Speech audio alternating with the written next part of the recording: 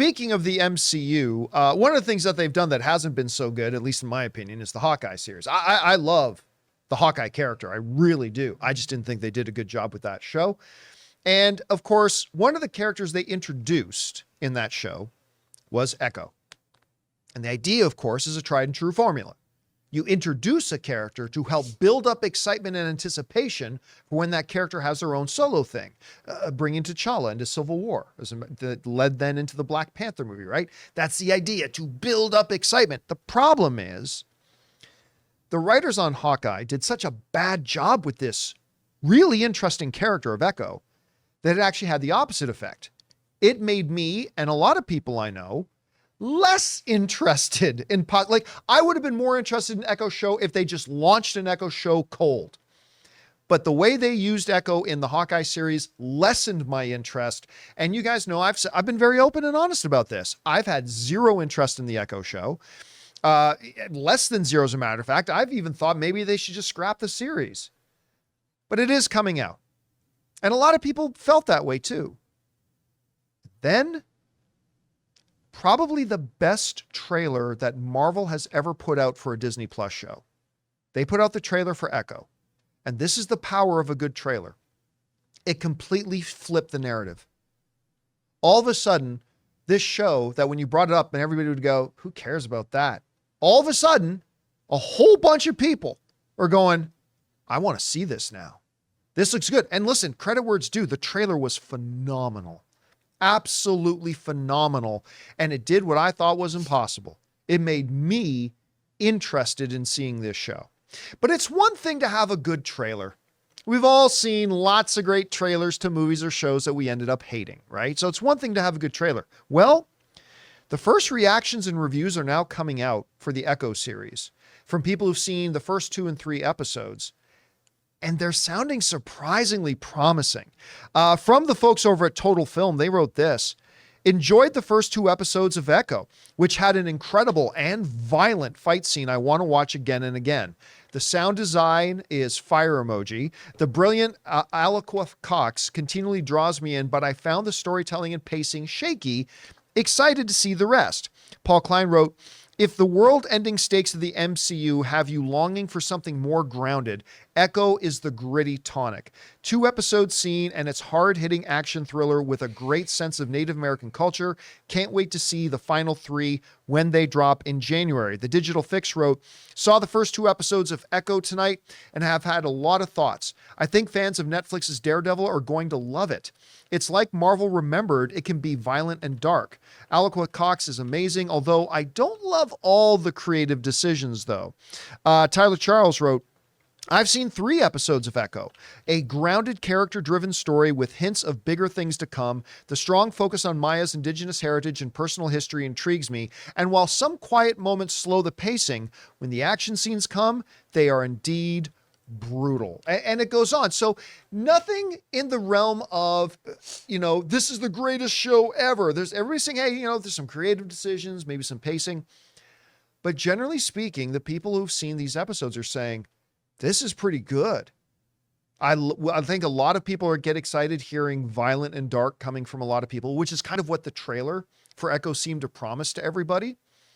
And that's got a lot of people jumping up. Now, I don't want to be the bucket of cold water, which often seems to be my lot in life, but I would be remiss if I didn't remind all of us that the problem Marvel shows does not have is starting strong. Marvel shows do a great job starting strong. Even She-Hulk started strong.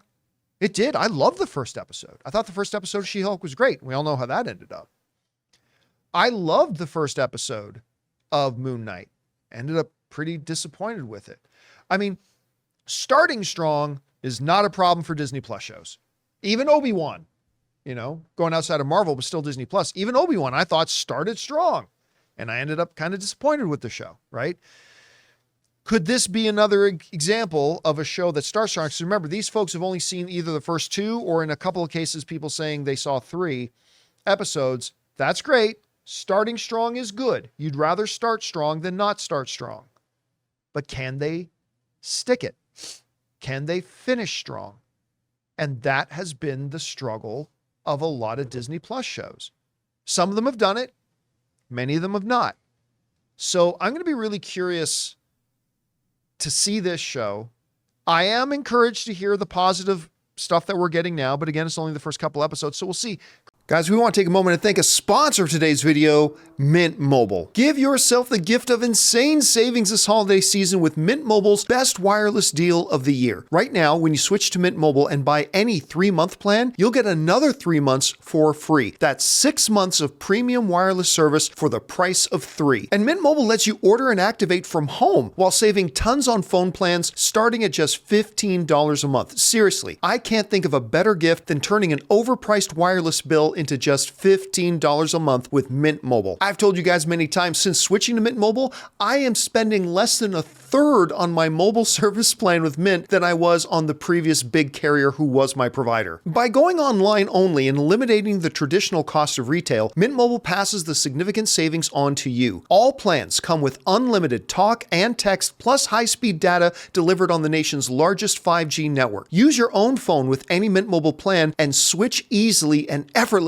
with eSIM. So again, for a limited time, buy any 3-month Mint Mobile plan and get 3 more months free by going to mintmobile.com/Campea. Cut your wireless bill to $15 a month at mintmobile.com/Campea. Chris, what are you thinking about, and are you surprised to hear the reactions we're getting from Echo, and where's your anticipation level for Echo right now? I'm so happy to hear this stuff, because I have been really Team Echo for a while, and I knew some people who were working on it. We talked about this, of how there were some issues on set and how things were kind of messy, so I'm really glad things came together.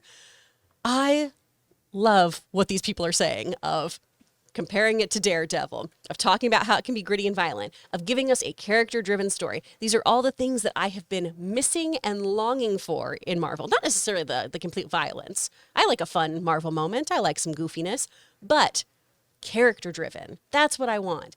When the entire universe is constantly at stake, it doesn't feel as big when that's the constant threat level, right? When that becomes our norm. And I do like grounded human stories where we can feel those really high stakes for people.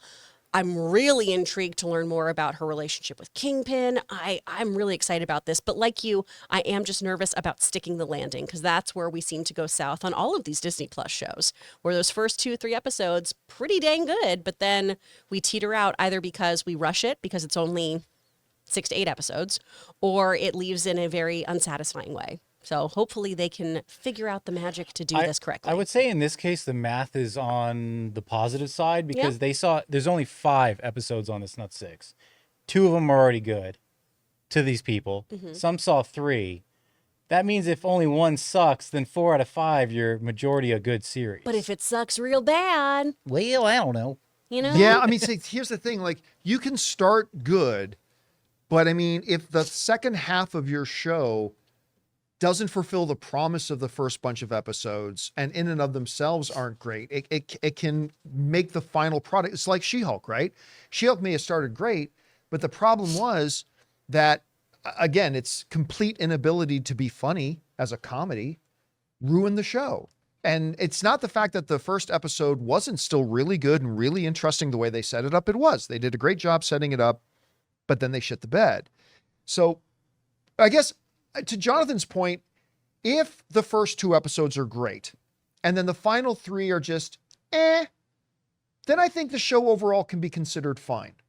But if the first 2 episodes are great and then they don't go on to fulfill the promise of what those, like Obi-Wan, right? The first episode, great, getting inside the mind of where Obi-Wan is right now and all that kind of stuff. They set it up great, but then they squandered all of that. And they really they didn't go anywhere with it. And it ultimately kind of left the show wanting. So it all depends. If they can end strong, great. If they can end just okay, the show can still be a positive. But if they do what several of the Disney Plus shows have done and just don't fulfill the promise and just crap the bed in and of itself, it's going to be another show that ends up being a disappointment. Well, we're coming off of Loki, which I've thoroughly enjoyed. So I like Loki season 2. I'm gonna be positive about this. I mean, there's like no other choice but to. But you know what? I'm gonna see what it's about. I didn't finish the Daredevil series on Netflix. I should. I never watched The Punisher. At that time, I believe Netflix was super expensive to me. So I'm going to give this a shot. Hopefully I'm down with it. And hopefully we all find something we can like about it and some positives come out. Hey guys, thanks so much for watching this video. Make sure you like the video, leave a comment, and subscribe to our channel. And don't forget, we have a daily podcast called the John Campea Show podcast, available on Apple Podcasts, Spotify, or your favorite podcasting app of choice. Go and subscribe to it today so it'll be there when you need it.